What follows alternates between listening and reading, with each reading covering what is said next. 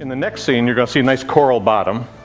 And you'd see that an octopus would stand out very easily there if you couldn't use your camouflage, use your skin to change color and texture.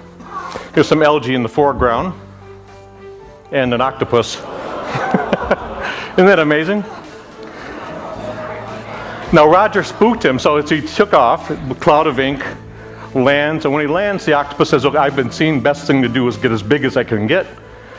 That big brown makes his eye spot very big. So he's bluffing. Let's do it backwards. I thought he was joking when he first showed it to me. I thought it was all graphics. So here it is in reverse. Watch the skin color. Watch the skin texture. Just an amazing animal. Can change color and texture to match the surroundings. Watch him blend right into this algae. 1, 2, 3.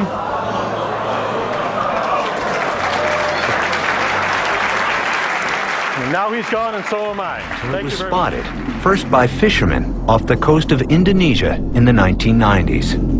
It looked like an octopus, but it could morph its shape in an instant to appear as seemingly any animal around it.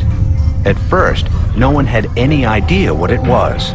The first time I saw it, I just was blown away. You couldn't get a more spectacular animal. It really is the pinnacle of wizardry. Biologist Mark Norman was the first scientist to study this seemingly shapeless creature. He named it the mimic octopus.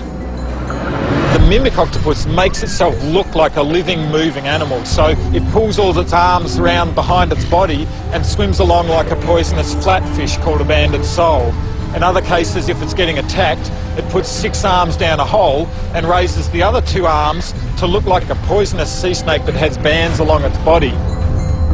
If that's not enough, it'll swim along looking like a poisonous lionfish with these banded arms looking like the banded spines that come off these very deadly fish. So far, 15 separate species are known to be in the mimic octopus act, and Norman is not always sure exactly what the mimic is doing. He observed this mimic scuttling along the sea bottom, looking something like a furry turkey with human legs.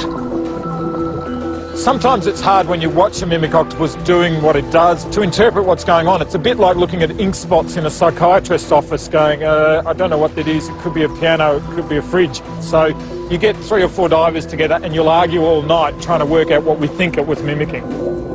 Where did nature's greatest actor come from?